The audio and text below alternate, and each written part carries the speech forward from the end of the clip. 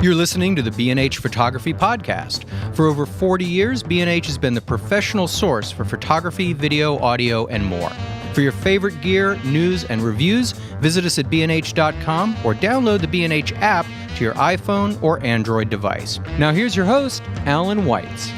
Greetings and welcome to the B&H Photography Podcast. On today's episode, we're going into NPR mode. I'm going to be your host, Terry Gross. And on today's show, we're going to be talking about the work of photographer Irving Penn, and specifically the retrospective exhibition of his work at the Metropolitan Museum of Art here in New York City. The Irving Penn exhibition, recognizing the centennial of his birth, has been a highlight of the season here in New York. In the waning days of the show, a group of us from the B&H Explorer team headed over to the Met to see the show. The reviews were glowing, and we were not disappointed.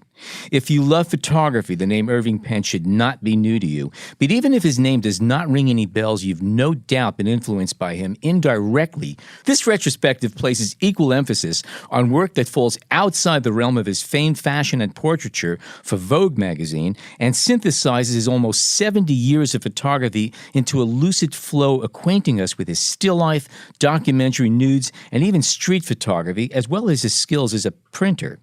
The beauty of this retrospective is that it does not attempt to include all of his work, as he was a prolific and dedicated shooter. Only 9 of his 165 Vogue covers are included, and of the countless examples of his advertising work, only a small sampling can be found. But what is made clear from gallery to gallery is the artistic understanding of light, form, gesture, and composition that run through the many distinctive types of series he created, from portraits of fishmongers, waiters, Peruvian children, mudmen warriors, famed authors, crushed cigarette butts, to the iconic groundbreaking fashion studies of the 50s and 60s. But first, Al's Gearhead Pick of the Week. And in tribute to Mr. Penn, we're featuring Rolly-branded film. Twin-lens Rolleiflex cameras, Mr. Penn's camera of choice, are no longer made, and there were none in the used department that we can plug. But the Rolleiflex name continues to live on in the film world. Rolly Film is actually made in partnership with Mako, that's M-A-C-O, a German-based film manufacturer that used to put out Agfa films. Some of you might be familiar. Available in 35mm, 120, and even 4x5-inch sheet film. Negative film choices include black and white negative films with ISO sensitivities from ISO 25 to 400, including a 400-speed infrared negative film, which, by the way, is available in 4x5-inch sheets. But wait, there's more. Rolly also makes ISO 200 slide film, Crossbird 200 color transparency film, and Crossbird 400 red scale color negative film, which are designed for cross-processing. They also make an ISO 200 color neg film, Superpan 200, another IR-sensitive film, and ready for this? ATP 1.1 Advanced Technical Pan Black and White Negative Film, a slow-speed wide dynamic range film with a controllable contrast and a spectral sensitivity range of 370 to 820 nanometers. Do you know if it's just the name is licensed, or is apparently it is, but exists? the company itself is a legitimate German brand that's been around for a long time. So it's branding. Does Rolly make film? Nope. Of course not. They also offer other high-contrast orthochromatic films, and some of the mentioned films are available in 100-foot bulk rolls if you're into rolling your own. It's worth mentioning most, if not all, Rolly films feature clear polyester bases, which is preferable if you plan on scanning your negatives and slides. Just as a little point, after we finished the show the other day, I mentioned to a couple of you, I want to go out and shoot some black and white film, and the following morning I did shoot 6 rolls and 3 cameras, including some Rolly infrared. Anyway, today we're going to welcome our fellow writers from the B&H Explorer blog to offer their insights into the work of Irving Penn and their impressions of the exhibition, Irving Penn Centennial. We're going to speak with Akeem Addy and with Jill Waterman and Cory Rice and with John Harris, Jason Tables, and I will throw in my own little thoughts about the subject. I began shooting editorial photography in the early 70s, and back then, if you wanted to know who was shooting what, all you had to do was go down to the newsstand and pick up a magazine. There wasn't an internet, there weren't any influencers per se, but if you picked up a copy of Vogue, Esquire, GQ, New York Magazine, or any of the other magazines that came out weekly and monthly, you had the who's who of photography at your fingertips. And just as Walker Evans changed the way I look at older buildings and structures, Irving Penn's photographs of cigarette butts, which I believe believe I first saw an American Photographer magazine. It just blew me away. To this very day, I always keep an eye out for whimsical street finds as I crisscross the streets of Midtown or my hometown. So, and I can go on forever, but we've all been influenced by this man one way or the other. I would say that Penn's sense of composition, his ability to crop out all that is visually and or conceptually unnecessary, is dead on. It's perfect. As casual as the elements of his still lives might appear, the randomness of it all is far from random, and every last bit of it was pre-visualized and planned. And I was particularly taken by the impeccable print quality and his consistency of craft through the decades. He only shot color for his clients. His personal work was black and white, and I believe a key reason this show is so powerful is because a vast majority of the images displayed share a common monochromatic glow. They work as standalone photographs and as a broad collection of stellar imagery. That's my take. Credit to the curators, too. Yes, absolutely. Very well put together. All right, let me throw in a little bit of bio here, and then we'll jump over to Jill. Penn was born to a Russian Jewish family in June of 1917, hence the centennial exhibition for this show. He was born in Plainfield, New Jersey. His parents had arrived in New Jersey only 9 years earlier. He went to art school down in Philadelphia, and he studied drawing, painting, graphics, and industrial arts under Alexei Brodovich. While he was a student, Brodovich brought him up to work at Harper's Bazaar, and he worked there as a freelance designer for a few years before he decided to start shooting photos. He wasn't a photographer right out the gate. He was an artist, and that's something that is brought up a lot in the show, and you can see it in all his work. Brodovich was the mentor to pretty much all of the greats of the time. Yeah. He picked. If you were chosen by him, your career was made. Mm-hmm. Well, he worked at Saks Fifth Avenue, which is a job that he took over from Brodovich as the art director there, and he eventually ended up working in magazines. He took some time off and traveled to Mexico, I think, in that time, and did a lot of street portraits and things like that.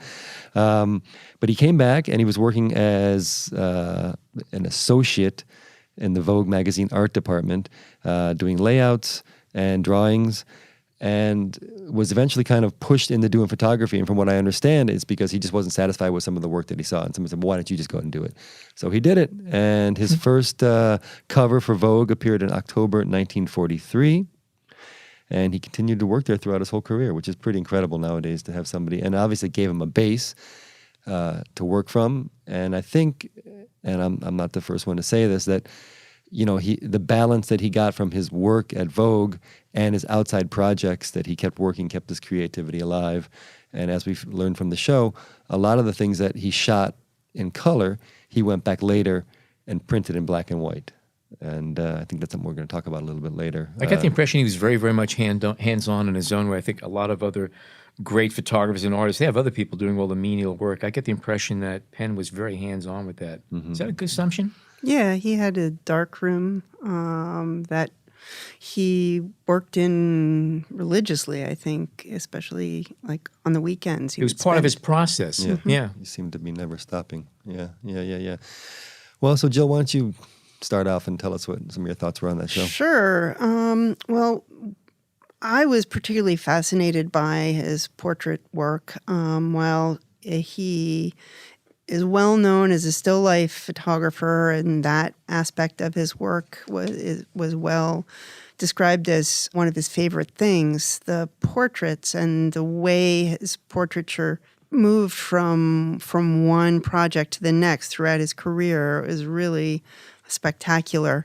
From the earliest portraits in the studio, where he used the stage setting to really set up an environment for the subjects, of almost forcing them into a pose through, the discomfort of putting them in a corner or putting them on top of a bunch of boxes, to when he went to different places and photograph the people that he found there. Yeah. Starting in Peru, which was, he went to Cusco after his assignment was finished and took over a photographer's studio. Yeah. And it was, at a time when the local people would be coming to get portraits made. It was sort of an annual ritual, I think.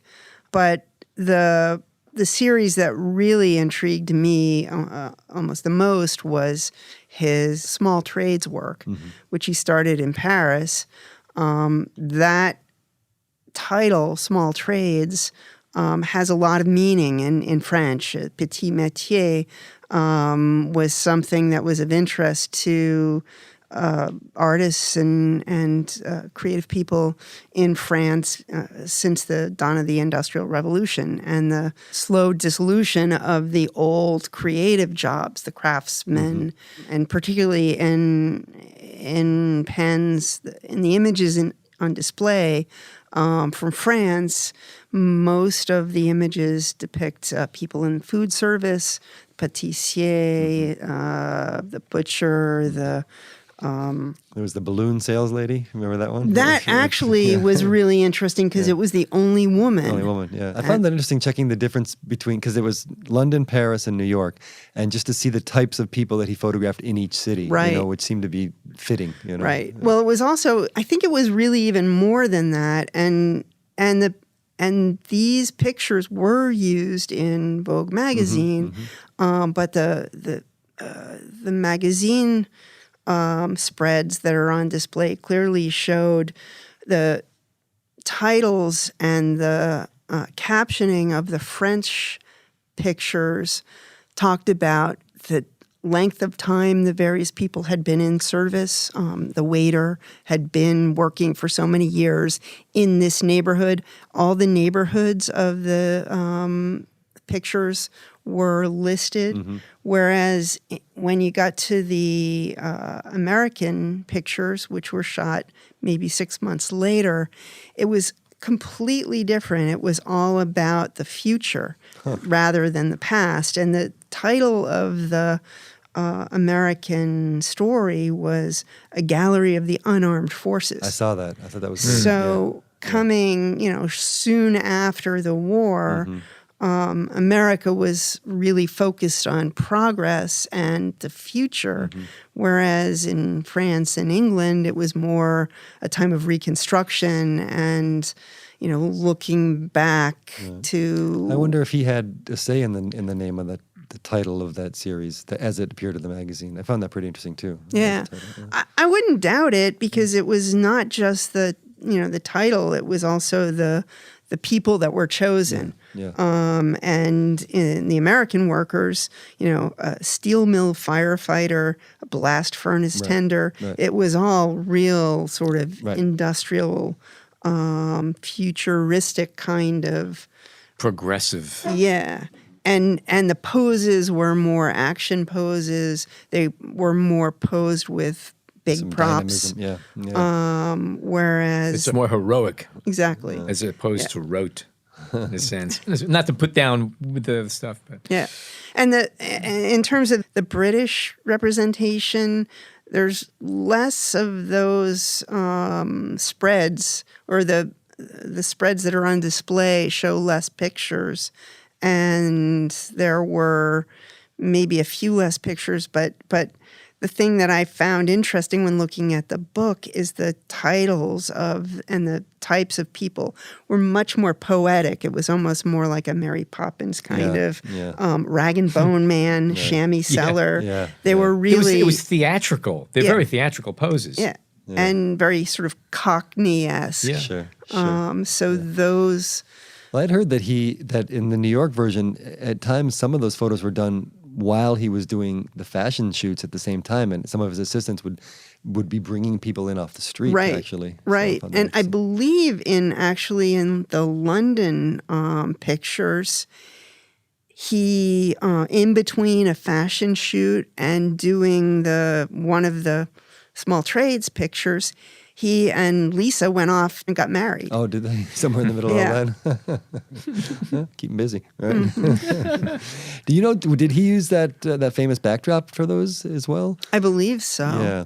Which is something I'll mention right now that we're here on display in this exhibition is a backdrop that he used for many, if not a majority of the later portraits, which he carried with him wherever he went. And it was a piece of theatrical. It was like curtain. it was canvas, I believe, right? Was it canvas? I was trying to figure that out the whole yeah. time. Yeah, but it was like layers of stuff on it. It was almost like linoleum the way it was looking and peeling. I also loved the bars on top and the actual rack that it was on. I don't know if you looked up, but the assembly it was mounted to was ancient. Yeah. And it was really kind of an interesting It says here setup. it was a backdrop made from an old theater curtain found in Paris that had been softly painted with diffused gray clouds. And this backdrop followed Penn from studio to studio, a companion of over 60 years. Yeah, and it was brighter in the center. He basically painted in his backlighting His lighting, and stuff. yeah, it was great. Yeah, it was pretty impressive. And that's another thing that, just kind of the rawness of these portraits. I mean, the dirt on the floor, the paint on the studio floor, or even seeing the support system for the backdrops. It was all there. We were talking about that a little bit earlier. One of the things I love is the fact the way the images bleed off the backdrop and you see everything going on in the background and that little plug, that extra dimension. And it's great to see that all over the place, all over the world in different subject matters. And with the fashion, it contrasts with this couture, dress. Yeah, The background. By the way, am I the only one to notice? I don't think I am, but I don't find very big difference between his portraits and his still lives. I think he treated everything the same. It was just a subject in front of him. Yeah. And if you look, especially some of the more complex portraits, like we were looking before the woman with handbag, I believe. That to me is one of the most powerful photos I've ever seen in my life. It looks like a whirlwind on a tabletop, but it's a person posing. And I just love the visual elements and the graphics and the design of it. And that's another thing, the angularity and the posing, even when with a subject safely situated in the middle of a backdrop with all this safe space around it, there's still a great visual dynamic to the way the people were posed quite often. Little gestures just added huge pieces of power to the images. The master of the gesture, yeah. To your point, Alan, about the still life and portrait comparison, in the beginning of the show, there was a little quote written on the wall, and it was in the still life section, and it said, "A still life is a representation of people." Ooh. And that was a quote from Penn, I believe. One of these days, I'm going to slow down and actually read those words they write on the walls. I have to do that. It's a good habit. Thank you. There were several that were actually up very high on the walls. I noticed. Yeah. And it was a nice touch. Yep. Now, did like some of the I don't know if this is the right phrase, maybe Cory, you can chime in here, ethnographic photos or the art portraits he did, whether it be in New Guinea or even in Cusco, do you look at those as portraits as the same way you might look as a portrait of a famous author or writer, or did you think of them as something different? Those were very complicated to figure out what was going on with for me, because on the one hand, they're not technically ethnographic in the sense that there's nothing scientific about what he's doing. Right. I think a lot of his thinking about what he was doing was aesthetic with those images. To that extent, I saw in a lot of them, I mean, you lose a little bit of the person too. It was less personal, certainly seemed a bit less produced than the fashion work. So those were in such a weird in-between space for me when I was looking at them, because are they fashion? They're being Vogue's producing them. Right. They're being published in that sort of distribution sense, but they're not fashion. And I kind of felt with a lot of his work, one of the things that I noticed with the show was that a lot of it was kind of in limbo, in these sort of in-between places where, like, of course we know his fashion work, we know what he can do, but even within, like, the still life work where you have these very beautiful, as Ellen was talking about, these very well-produced still lifes, you also have him taking pictures of garbage. Yeah. So you have this kind of balance between genres, like what exactly are you doing? And I really appreciated that in the show, just showing the breadth of what he was doing. Do you think it's just possible he just really loved photographing things and taking anything and finding out what makes it tick and what makes it different? Like a cigarette butt, for instance. You know, there were certain nuances and textures he was looking for, either as groups or individually. And I often got the impression that I don't really think it mattered what he was aiming his camera at, be it a warrior caked in mud with spears, or a paper cup with what looks like a face on it. Because if you notice, that paper cup is just like a warrior mask. I think he's just documenting things, shapes and forms, because they all come out with the same value at the end of the day in a print form. I found them to be the same photograph of many different subjects, and I'm not saying that in a negative way. Well, in that regard, I think a lot has been said of his connection with surrealism. And I think that comes through. And, he created these little fantasies with whatever, whether it was a still life or a human subject. So, Cory, you want to talk about some specific aspect of the show too, no? I kind of building a little bit off of what I was talking about before. I mean, I like the extras in the show. I like the stuff that I didn't necessarily go in expecting to see. And to that end, I was intrigued by the figurative work that he had done, especially because of how experimental it seemed. Because you think of Penn, and you think of this very meticulous sort of darkroom perfection guy. And with these, the body of work that was shown in the show with the nudes and the bodies, it seemed much more experimental. And he was actually working in the darkroom with many of these images where he would overexpose the print and then bleach it back. So you have these strange distortions with the bodies. I mean, he's taking this very classical subject and turning it into something very abstract. And in that sense, it almost harkens back to his design background, that they almost look linear, like drawings in some instances. And to what Jill was saying in terms of surrealism, when I was looking at those images, many of them reminded me kind of process-wise as to what Man Ray was doing with his solarization prints. And to that end, I read in the catalog, I mean, he wasted a ton of paper making those prints. I mean, it was, in that, okay. Like, if you've ever That's the beauty of Photoshop, let me tell you.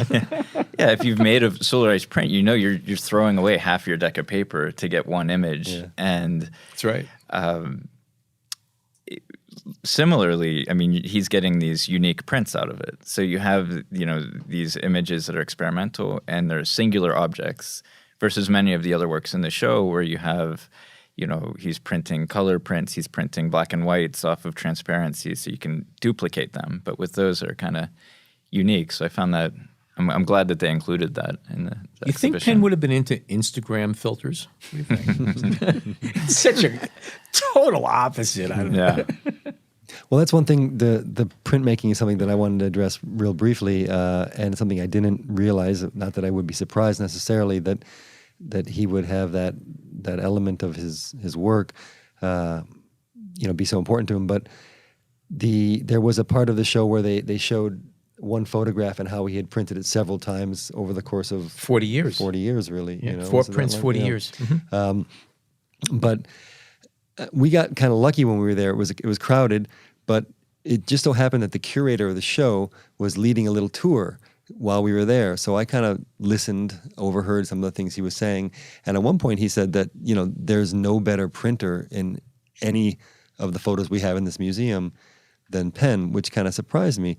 And then when he was done with that talk, he was kind enough to kind of answer a couple of questions I had. And I asked him why there are so many photos that were shot in the 40s but not then printed until the 60s or 70s. And he told me this anecdote. Well, actually, before the anecdote, it kind of gets back to this idea of him just the creative, the consummate artist, somebody who wants to reapproach these things. And as we mentioned, a lot of this stuff was shot in color for the magazine, and then he went back later and printed them in black and white.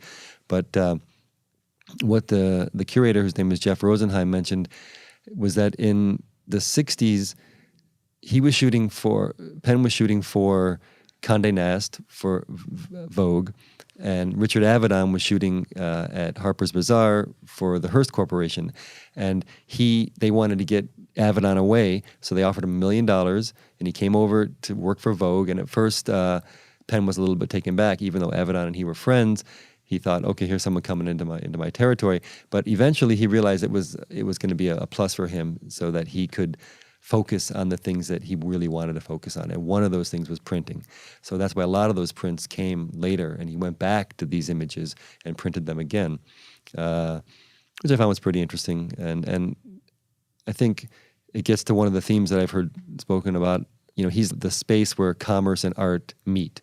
With the printing, one of the things that I noticed in the show as well with the platinum prints is that you can, as you walk through the show, you could see him get better and better with that. Yeah. And I think the early ones were, for me personally, a little bit off-putting in how high contrast they were. But it seemed like he got better and better and better, and then by the end, they're really sharp. Well, what the curator mentioned is that was an assistant of his that at that stage started teaching him to do it. He didn't, something he learned later in his life. They resurrected this process, I think. Yeah. A lot of research. Mm-hmm. Interesting.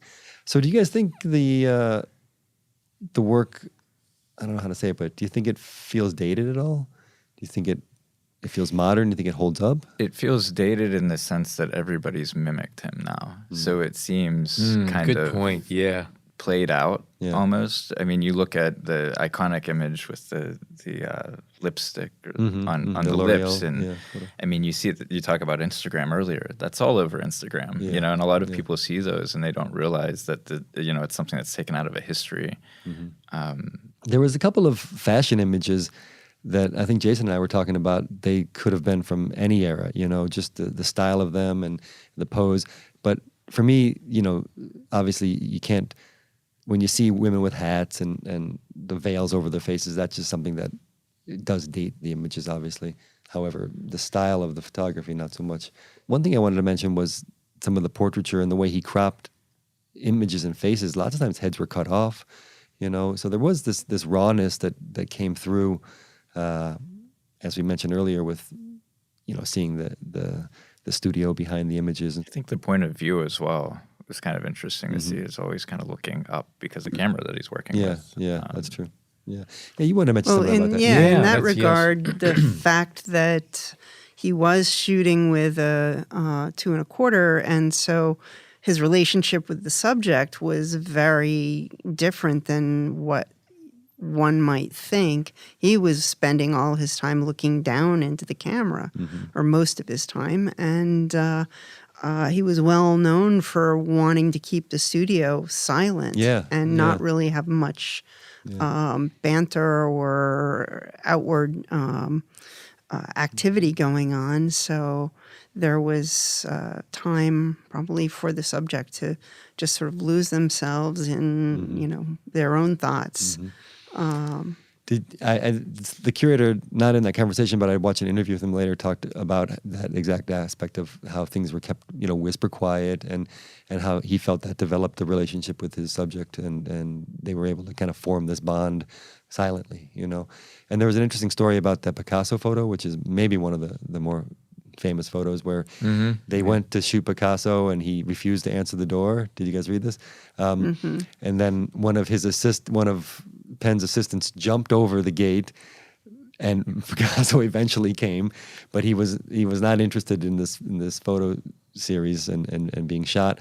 But the way Penn got to him, and it's very interesting. I thought the way he eventually, it sounds like he just snapped a shot. He was kind of working around Picasso, who was trying to offer him some facade, and Penn got through that. I thought it was pretty interesting. There was something that I noticed in a few pictures, the difference between the pictures that were, the portraits that were, full body and showed some of the studio around versus the closer pictures. There were some that were, like the Picasso, was extremely tight. And it sort of gave me the sense that he was sensitive to, personal space, and maybe thinking about not invading space for certain people who needed their space. And then other people like Picasso, who wasn't about to give him much, he invaded the space just as a means to be able to get what he needed. Yeah. Well, the Marlene Dietrich story is interesting too, because she apparently came in for that shoot, and told him where she wanted the lights, where she wanted to be photographed, how everything was going to be done. And he said, okay, well, we can do that, but why don't we try this first? Sit here. And as she turned, he shot the photo, so he kind of, I don't know if he tricked her, if it's the best way to say it, but he worked it, Right. Worked around her demands to get the photo that he wanted, And there's no better way to collapse a celebrity's ego than to wedge them in a corner. I know. That's another thing which was incredible when you look at those, really, how tight that space was. And it surprises me that people would have agreed to some extent to go into that Or with space. a raggedy carpet. Yeah. I mean, now we may not think of it as you're saying, it's something that we're used to some degree now, but back then, if you're going to be bringing in, a famous author or artist and say, go stand in this dirty corner between two theater flats, I don't know. We hope you're enjoying this edition of the B&H Photography Podcast. Send us a tweet at BHPhotoVideo, hashtag BHPhotoPodcast. Okay, we are back. Akeem, you come from a gaming background, a whole thing, other than graphic design, photography, too. graphic design, and a little different, a little same. all the stuff that the rest of us aren't familiar with. Anyway, what's your takeaway of this show? What'd you get out of it? In order to photograph people, they must be comfortable with you. And being a photographer and you working with someone for the first time, that's not always easy, and it's not always done quickly, usually towards the end of the shoot. And even down to the nude photos, there was something in these photos you can just tell, like, they were completely comfortable and trusting. If you saw there was a movie they were showing, somebody actually shot, it looked like some 8mm film or maybe His 16 wife shot it, yeah. of them working out there in the middle of nowhere, With the wind. and everything's going on. But if you watch his action, you don't see attitude or anything. He seems like a very, very down to earth, Right. easy person. There wasn't this figure moving around on the set. He could have blended. If you didn't know who he was, he could be anybody there. Right. So it's very unassuming. And you bring up the work portraits that he Yeah. did. I thought that was amazing. I think there's another dimension to like the small trades is that these are people that are not celebrated at all. At all. And all That of a was- sudden, there you are front and center. And maybe for the only time or a few times in a lot of these people's lives, they are the center of attention. They are being celebrated. Absolutely. And for who they are. So that had to be pretty heady for these people too, to understand what was going on. They too say, Absolutely. here's a man who appreciates me. I'm a butcher. Right. And And there's then a tradition of that too, though. Right. I mean, those like August Sander, Oh, yeah, who's done that. yeah, I mean, yeah. I'm not saying doesn't take away from the feeling that these people may have felt. Suddenly get recognized, right, actually but- seen, but noticed. that's- And then I also associate, photography with documentary. You know what I mean? So to see that, I wonder what it would be like for if Penn was still alive to go get this same or similar today, or these people of today. Mm-hmm. That'd be great. Cory, you kind of hinted at this or talked about this idea earlier, where some of these photos are kind of exist between genres, between spaces, you know, and Akeem mentioned documentary, which is a word you don't hear talked about with Penn at all, Right. but that's what they are. Those are documentary photos, really. I mean, if you want to look at it, almost the straight term, we're going to document this person at this time in this position. That type of job may not even exist any longer. Yeah. In that regard, I mean, you just had brought up August Sander a moment ago.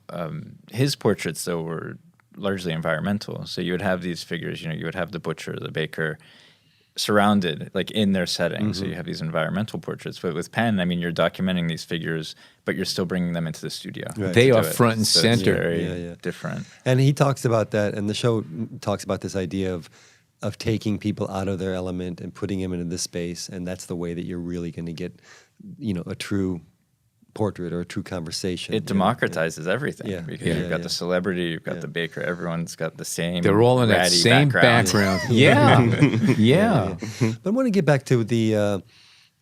I don't know if you would call them problematic, but the photos, even in the Quechua kids and adults in Cusco, and then later the photos in New Guinea and the tribesmen in Africa and Morocco. Do you think that? I mean, what do you think his his goal or his motive was to do these things. And I've been trying to figure that out. Yeah. Because it's hard to take those kind of photographs without having the sort of colonial overtones. Yeah. Because there is that history, and you think about very similar looking photographs being circulated as postcards, in the 19th century. Sure. I'm not sure. I mean, at the same time, they're extremely compelling images. Probably my favorite photograph in the show or series of photographs were the Moroccan women, where you have these portraits of completely veiled women. Yes. And it just flips the whole idea of what a portrait is, because you don't see the person. They could be a mound of sheets for all you know. Yeah, I had some problems with it too. And I guess the show didn't... I think it might have hinted at this idea, but it didn't really dig skirted into it. around it. And I kind of wondered to myself, here he is probably, 10, 11 months out of the year working in Manhattan with, fashion models and the highest end of the art and fashion world. What was his motivation then to go to do this? Do you think... I mean, you could call into criticism some what he thought. Maybe, okay, now I'm going to go do some. I'm going to go slum it, or I'm going to go do art. Right. Well, so bringing up that point, the fact that these were color images, they were published, I believe, originally they were published in color, and then he goes back to them and prints them in black and white. I think that act really aestheticizes them. He wants them to be monumental, I think, in a certain way, or he wants them to be within that tradition, because, when you think about this kind of work or that kind of work today, you're thinking National Geographic, you're not thinking Vogue, and you're thinking color largely.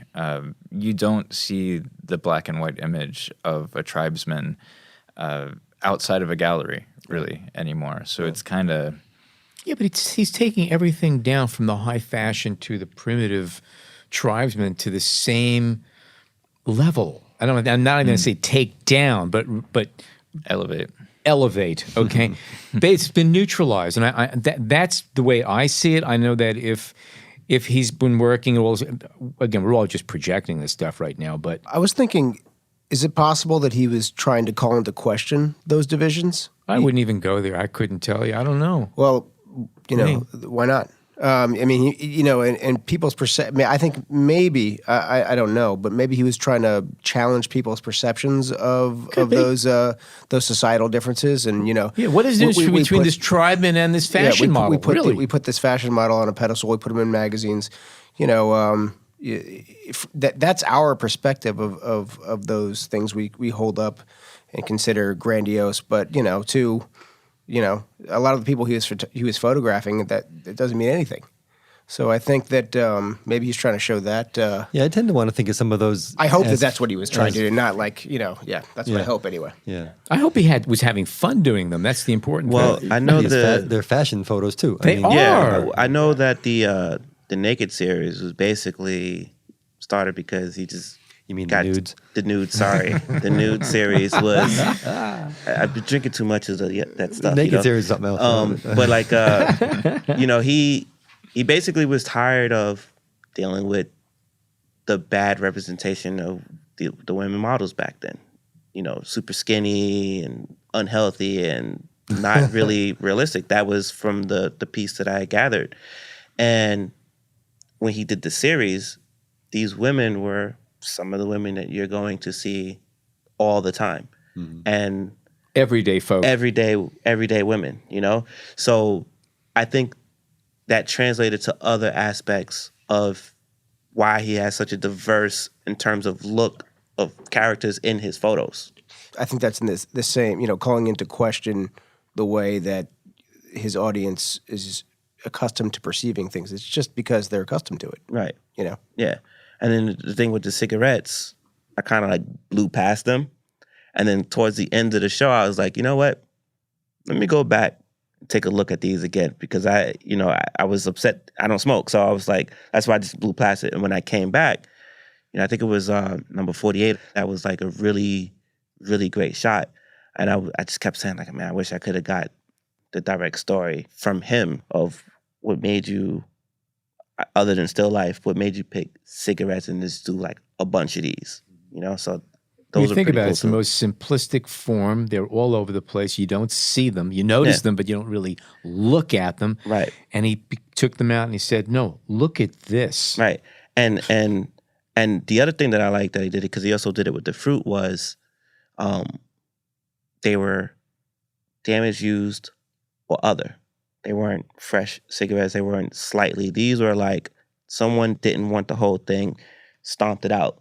The remains of the day. Exactly. One thing we didn't talk much about was the color still lifes, and there weren't a lot of color photos in the show.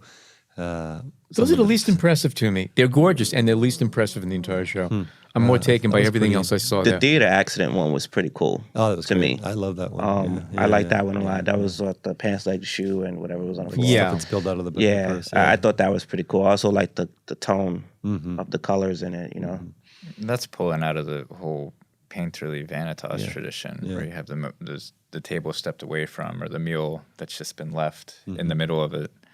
He's definitely, I think he's very aware, of course, of the whole tradition, and his design background, I think, helps inform that with a lot of his compositions. Extreme discipline. There's nothing. I said there's nothing. It looks random. It ain't random. They included toward the end the sketches that he did for Yeah. some of his compositions. So he Yes.